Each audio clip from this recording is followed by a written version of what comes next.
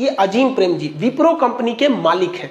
इनके पिताजी थे मोहम्मद हसन प्रेम जी थे। जब देश का विभाजन हुआ ना तो मोहम्मद अली जिन्ना जो पाकिस्तान के थे उन्होंने कहा कि मोहम्मद हसन प्रेम जी आप भारत छोड़ दीजिए, आप पाकिस्तान में आ जाइए क्योंकि विभाजन हो गया है, बहुत से लोग उधर से यहाँ चले हैं, आप भी चले आइए। इन्होंने उसको ऑफर ठुकरा दिया। उन्होंने कहा कि अगर आप पाकिस्तान आ जाएंगे ना तो हम आपको यहाँ का वित्त मंत्री बना देंगे, फाइनेंस मिनिस्टर।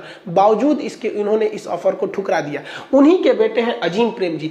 आज आपको विश्वास होगा ये पर दिन हर एक दिन ये 22 करोड़ रुपए दान देते हैं, 22 करोड़ रुपए दान देते हैं। हमारे देश की विप्रो कंपनी, इन्फोसिस, टीसीएस, ये इतनी जबरदस्त कंपनियां जो अमेरिका के सॉफ्टवेयर कंपनियों को टक्कर देती है।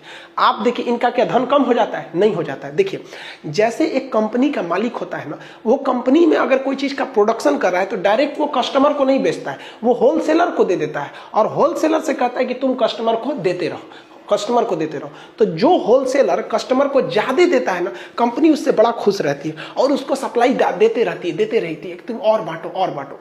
और जो होलसेलर सामान को रख लेता है और कस्टमर को नहीं देता है ना, कंपनी उससे चिढ़ जाती है, कहती है कि ये ठीक नहीं है, अब दूसरा हम लोग को होलसेलर देखना चाहिए। यही होता है ऊपर वाले के साथ।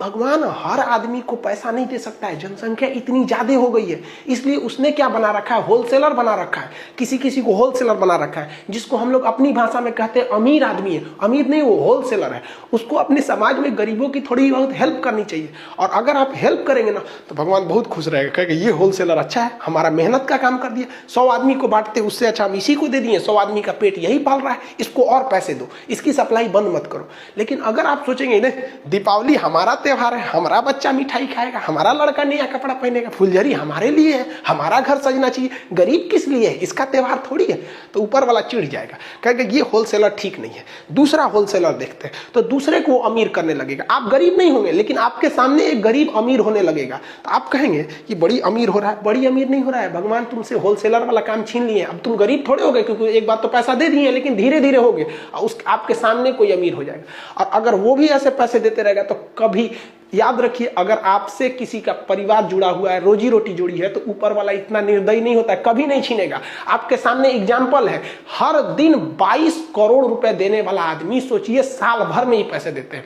भारत में सबसे ज्यादा दान देने वाले व्यक्ति, अगर ये दान नहीं देना तो मुकेश अंबानी से आगे निकल जाएंगे। पिछले साल 35,000 करोड़ रुपए दे दिए थे, 3500 करोड़, हजार नहीं, इतनी ज्यादा। और महिलाओं की शिक्षा के लिए, और इतनी शांति से ये दान देते हैं ना कि कोई हल्ला उल्ला करके नहीं देते, और इनकी पूरी फैमिली सब में आगे रहती है। तो आपसे भी हम कहते हैं कि ऐसा काम कीजिए ना कि ऊपर वाला चाह के भी आपको खुशहाली आपसे छीन ना सके, क्योंकि वो जानता है कि आपसे लोग जुड़े हैं, तो वो लोगों के लिए आपको खुशहाल रखेगा।